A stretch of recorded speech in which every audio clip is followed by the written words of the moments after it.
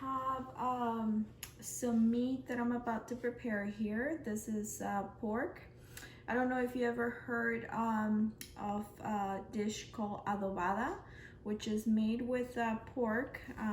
This is actually some ribs, pork ribs, extra lean that I found on sale today at the market. Also, I have some bay leaves on top of the meat because this is how I'm gonna marinate the meat for a couple of hours before I cook it.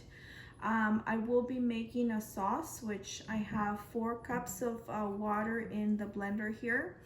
I'm gonna be adding 10 to 12 dry California chilies. You will just remove the stem. I usually leave the little seeds in here just because I like a little bit of the spice to the meat. I also have some fresh garlic, very important ingredient that will go into this dish. I have just about, I want to say 8 cloves of garlic, 6 to 8 you can use. I have 3 tablespoons of white vinegar, white distilled vinegar. And I also have half of a tablespoon of salt, or salt to your taste again. This is not for measuring purposes, you know, the little spoon, but I have 10 cloves, and that's why I wanted to make it easy for you guys to remember. So 10 cloves, and also we have, this is 1/4 of a spoon of achiote, which I don't know if you can, you know, this is not an easy item to find, but you can skip it if you wish. However, it gives the flavor to the adobada meat. You know, it gives this nice flavor to the meat.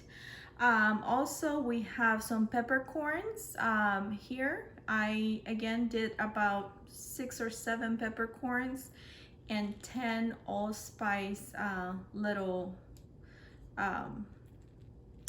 corns here. That's basically it. This is gonna be my seasoning for today for just the meat. This is the everyday seasoning, and what I'm gonna do is I'm gonna just sprinkle that over the meat, and eventually I will be moving the meat all around once I add you know, the ingredients here, or the sauce.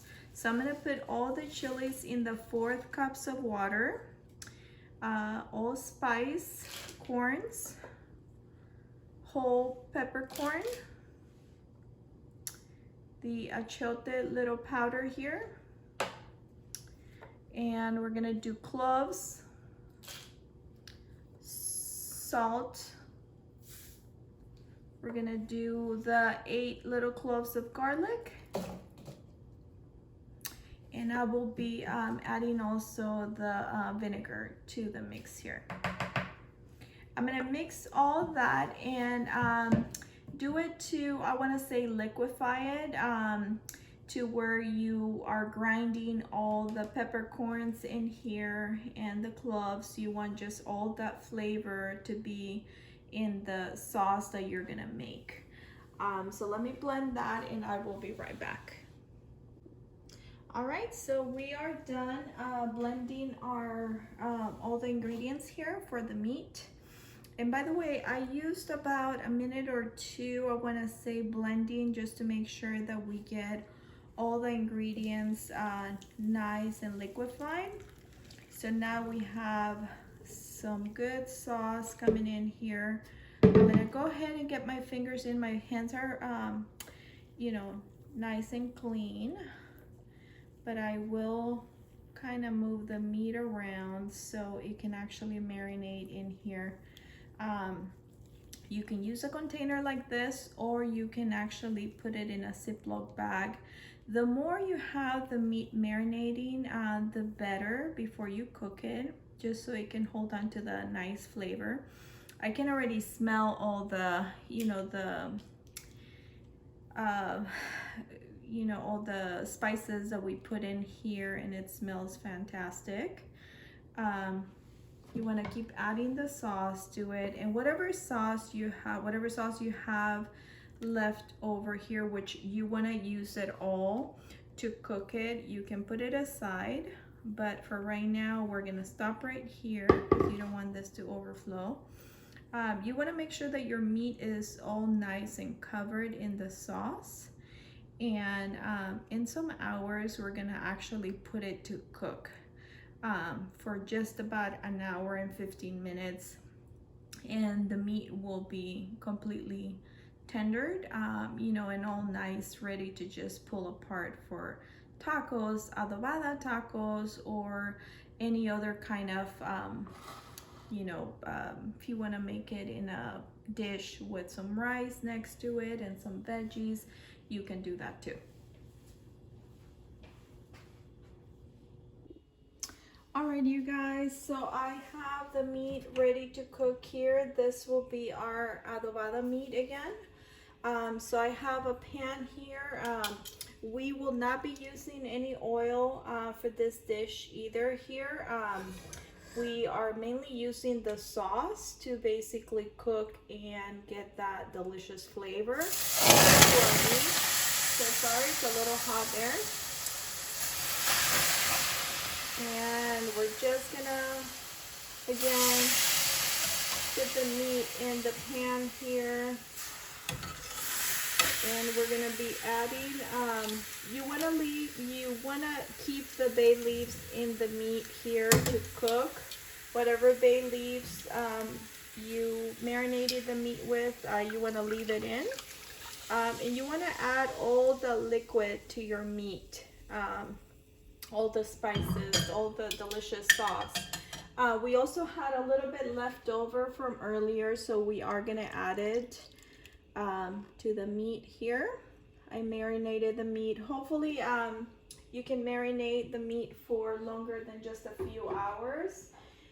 If not, just, you know, get it ready in the morning, and then when you come home, it'll be nice and marinated here. And you're gonna let it cook for about an hour and 15 minutes, I wanna say, and then we're gonna check it again.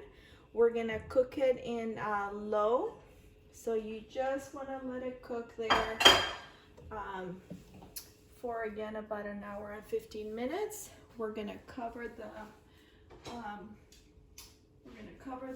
pan here, and we're just gonna let it cook. We'll come back to it, and we're gonna set our timer.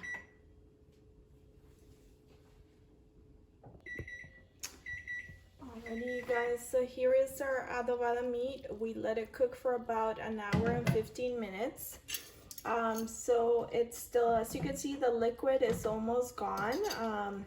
It's got this nice thicker sauce now. And what I'm gonna do is I'm gonna start pulling the big chunks apart. And it's not quite ready yet. I'm gonna let it cook for another 15 to 20 minutes. And then we'll come back to check it again. But I'm gonna cook it on very low heat. I'm gonna cover it.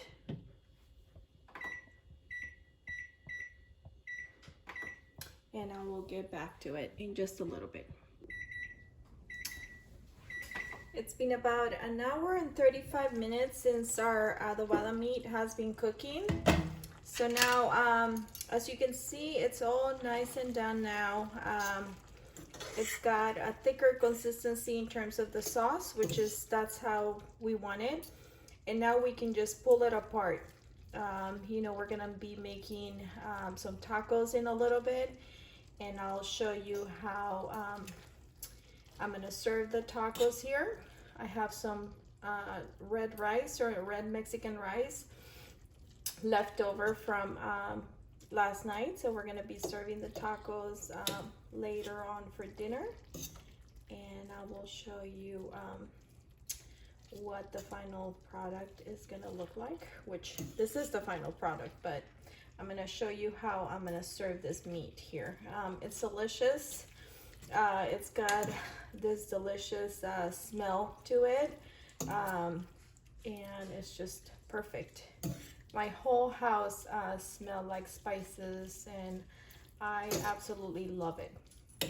This adobada meat is gonna be a hit whenever you cook it. You're gonna love it, and it's so easy to prepare. You just let it cook for a while. You can run errands, or clean the house while it's cooking, and your family will love this dish. All right, I'll come back in a little bit. Thank you. Hi there, so we are done making the adobada meat, and as you can see, I'm gonna start making the tacos here. You can actually warm up your tortillas over flame, or you can do it in the microwave, whichever way you want. And basically we're just gonna add the meat to the tortilla here, and it smells delicious, by the way. We're gonna go ahead and add this much, and you can actually cut the meat in smaller pieces if you like, or keep it the way I left it here. On the tacos here, we're gonna add a little bit of onion, chopped onion, if you wish to add onion, a little bit of cilantro. We're gonna add some cabbage, and we're gonna squeeze a little lime juice in here, and add a little bit of salsa. Now the salsa is super spicy. I shared that on one of the videos here, so I'm just gonna add very little, and it's ready to enjoy. We have some red rice from one of my previous videos here, some chips, and some guacamole. And we're ready for my husband to start trying the dish. Hello everyone, my name is Andreas Barth, and I am the very fortunate husband of Jackie Barth, and I'm the one that gets to eat all of her wonderful savory food when she cooks it. And so tonight I am trying the adobada taco that she made and served up a little bit ago. I think she had mentioned there's some cabbage, some chopped cilantro, a little bit of green salsa on there. It's just a perfect combination of flavors. You can really get the different spices in the meat, the dried chilies, the allspice, the black peppercorns. It's just a really nice blend of flavor. So here goes nothing.